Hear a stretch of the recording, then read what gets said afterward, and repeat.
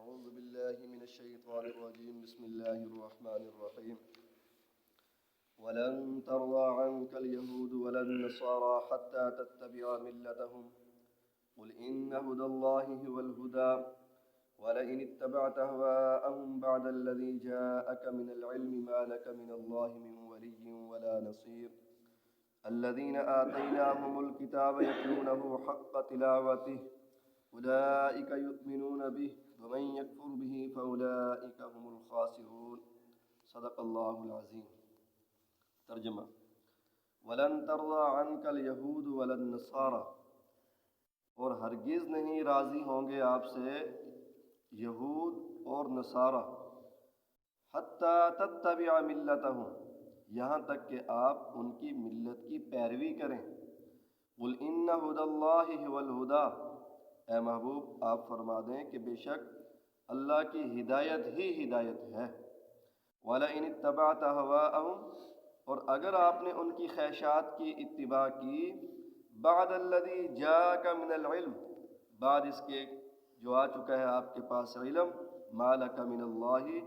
نہیں ہوگا آپ کے لیے اللہ سے من ولی، کوئی حمیتی، ولا نصیر، اور کوئی نہ مدد کرنے والا۔ الذین آتیناہم الکتاب، وہ لوگ کہ جن کو ہم نے کتاب دی، یتلونہ، وہ اس کی تلاوت کرتے ہیں، حق تلاوتی، جیسا کہ اس کی تلاوت کا حق ہے۔ اولئک یؤمنون بہ، یہی لوگ اس کتاب پر ایمان لاتے ہیں۔ ومن یکفر بہ، اور جس شخص نے اس کتاب کا انکار کیا، فاولئک هم الخاسرون، یہ خسارے والے ہیں۔ پیچھے سے بھئی اہل کتاب یہود و نصارہ کی خرابیوں کا تذکرہ چلتا آ رہا ہے، جیسے کل بھی بتایا تھا کہ اتنی ساری ان کی خرابیاں، ان کا حسد، ان کا جو ہے وقت کے نبی کے ساتھ جو ہے بات کو نہ ماننا، بیان کرنے کے بعد اللہ تعالیٰ نے حضور نبی کریم صلی اللہ علیہ وسلم کو خطاب کر کے فرمایا کہ ہرگز یہود و نصارہ آپ سے راضی نہیں ہوں گے یہاں تک کہ آپ ان کی ملت، ان کے دین کو اختیار کر لیں، یعنی ان کا مذہب جو ہے اپنا لیں۔ اب حضور نبی کریم صلی اللہ علیہ وسلم سے تو یہ ناممکن تھا، اصل مقصد امت کو سنانا تھا، حضور کی کو، کہ بھئی حضور کی امت کو بتانا تھا کہ اگر تم یہود و نصارہ کی باتیں مانتے رہو گے یہ تم سے راضی نہیں ہوں گے۔ ایک کے بعد جو ہے دوسرا مطالبہ، ایک کے بعد دوسرا مطالبہ، ایک کے بعد دوسرا مطالبہ، یہ اس وقت راضی ہوں گے جب تم دین محمدی، دین اسلام چھوڑ دو اور ان کا مذہب اور ان کا دین اختیار کر لو، پھر جا کر جو ہے راضی ہوں گے۔ اور یہ بات بھی ایسی ہے کہ جتنی جو ہے بات مانتے جائیں ان کے مطالبات بڑھتے رہتے ہیں۔ یہ ہمارا اور آپ کا تجربہ بھی ہو چکا ہے اس چیز میں، ٹھیک ہے نا جی۔ اوپر تک چلے جائیں، ملکوں کی سطح تک چلے جائیں، مطالبات جو ہے وہ بڑھتے چلے جاتے ہیں، چھوٹی سی بات تو آگے اللہ تعالیٰ نے فرمایا قل ان ھدی اللہ والہدی، اے میرے محبوب آپ کہہ دیں کہ ہدایت اللہ ہی کی ہدایت ہے۔ کیا مطلب؟ کہ ہدایت والا جو دین ہے وہ دین اسلام ہی ہے۔ اللہ کی طرف سے جو ہدایت ہے وہ قرآن پاک ہے، وہ حضور نبی کریم صلی اللہ علیہ وسلم ہے، آپ کے مبارک فرامین ہیں۔ اور فرمایا وَلَئِنِ اتَّبَعْتَ أَهْوَاءَهُمْ، اگر بالفرض آپ نے ان کی خواہشات کی اتباع کی، بعد الذی جاءک من العلم، اس کے بعد کہ آپ کے پاس علم آ چکا ہے، تو کیا ہوگا کہ ما لک من اللہ من ولی ولا نصیر، تو اللہ سے نہ تو کوئی آپ کا حمایتی ہوگا اور نہ کوئی مددگار ہوگا۔ یعنی اگر یہود و نصارہ کی، اب حضور نے تو اتباع نعوذ باللہ نہیں کرنی تھی، نہ صحابہ نے کرنی تھی، نہ کی ہے، یہ ساری باتیں آنے والے وقت کے لیے، کیونکہ یہ قرآن پاک قیامت کے دن تک راہ ہدایت ہے، قیامت کے دن تک جو ہے اس نے باقی رہنا ہے، اس کے احکام کوئی جو ہے خاص زمانے کے لیے نہیں ہے، ہمیشہ کے لیے ہے۔ تو آنے والی امت کو سمجھانا مقصود ہے کہ ان کی خواہشات کی، ان کی باتوں کی اگر تم اتباع کرو گے، پھر یاد رکھنا اللہ کی طرف سے تمہاری کوئی مدد نہیں ہوگی۔ آج یہی حالات ہیں ہمارے، اگر دیکھیں، ٹھیک ہے نا جی، ان کی باتیں مانتے ہیں۔ اور ایک حدیث پاک میں آتا ہے کہ ایک وقت آئے گا کہ تم یہود و نصارہ کے نقش قدم پر چلو گے، حتیٰ کہ اگر وہ کسی بل کے اندر گھسنا چاہیں، یعنی سوراخ کے اندر گھسنا چاہیں، تو تم بھی اس کے پیچھے جو ہے وہ سوراخ کے اندر گھسو گے۔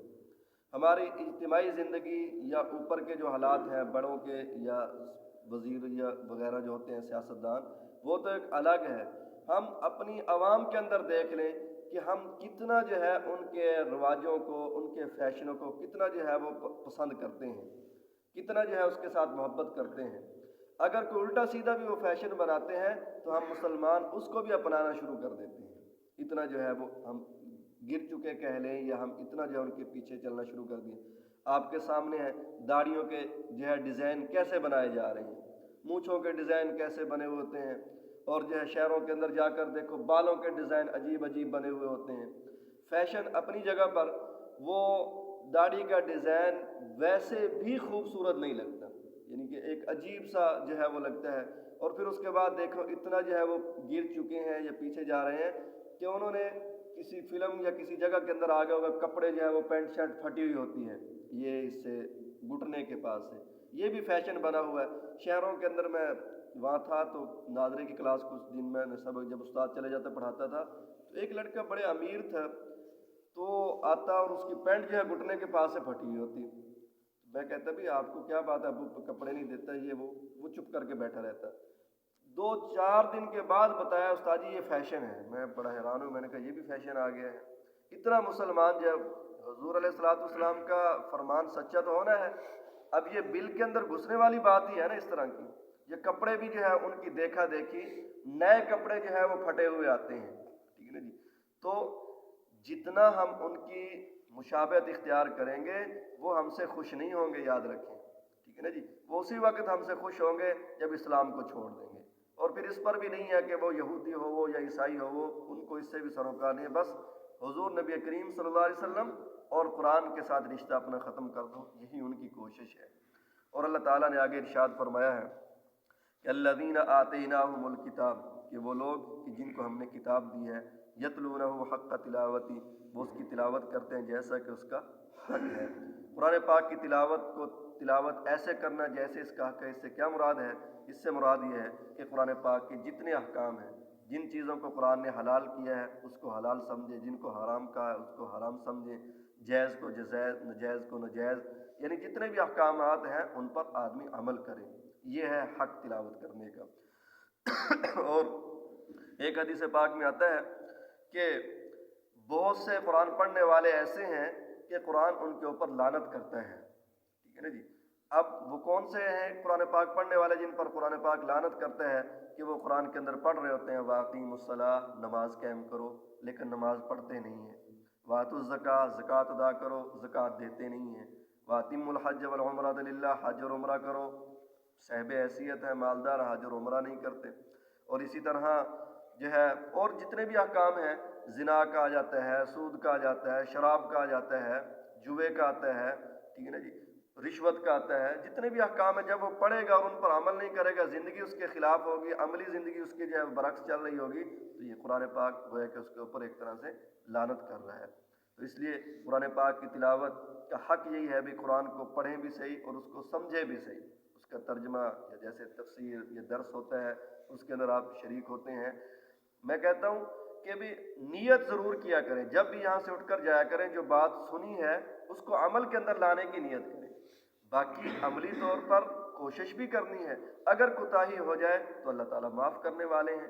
ایک یہ ہے کہ نیت ہی نہ کریں، یہ بات بہت خطرناک ہے، یہ بات جو ہے انتہائی جو ہے یوں سمجھیں کہ بری بات ہے کہ ہم نیت اور ارادہ بھی نہ کریں اور کوشش بھی نہ کریں۔ ہاں کمی کوتاہی ہو جاتی ہے، انسان ہے، کمی کوتاہیاں ہونی ہیں ہم سے، یہ نہیں ہے کہ بالکل ہم تیر کی طرح سیدھے ہو جائیں، لیکن نیت اور ارادہ ہو عمل کرنے کا۔ اور فرمایا کہ اولئک یؤمنون بی، یہی وہ لوگ ہیں جو اس پر ایمان لاتے ہیں، جو بھی کتاب ملے بھئی، تورات ملی، انجیل ملی، زبور ملی، جنہوں کو اور انہوں نے صحیح صحیح اس کی تلاوت کی، تو انہوں نے حضور نبی کریم صلی اللہ علیہ وسلم کے اوپر اگر ضد اور عناد کو چھوڑ دیا ہے تو وہ ایمان بھی لائے ہیں۔ حضرت عبداللہ بن سلام رضی اللہ تعالیٰ عنہ یہودیوں کے بڑے عالم تھے یہ،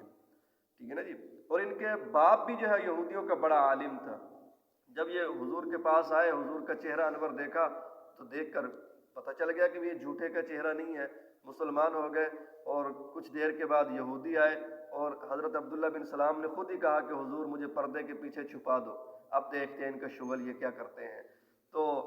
جب وہ آئے کہا کہ حضور جب یہ آئے نا تو ان سے پوچھنا کہ عبداللہ بن سلام کیسا ہے۔ تو وہ آئے، حضور نے پوچھا کہ بھئی عبداللہ بن سلام تم میں سے کیسا ہے؟ کہنے لگے اعلمنا وابن عالمنا، کہ ہم میں سے بڑا عالم ہے اور اس بڑے عالم کا بیٹا ہے، یعنی اس کا باپ بھی ہم میں سے بڑا عالم تھا،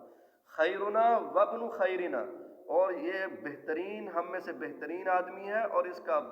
بہترین آدمی کا بیٹا ہے، یعنی اس کا باپ بھی ہم میں سے بڑا بہترین تھا۔ تو جب یہ باتیں تعریفیں انہوں نے کر لی، ادھر سے حضرت عبداللہ بن سلام جب پردے کے پیچھے سے نکل آئے، اشہد ان لا الہ الا اللہ واشہد ان محمد عبدہ ورسولہ پڑھا، تو فوراً الفاظ کہ شرنا وابن شرنا، یہ تو ہم میں سے گندا آدمی ہے، اس کا باپ بھی گندا تھا، شریر ہے، گالیاں بکتے ہوئے اٹھ کر جو ہے وہ چلے گئے۔ یہ سب کچھ انہوں نے کیا تھا ضد اور عناد کی وجہ سے۔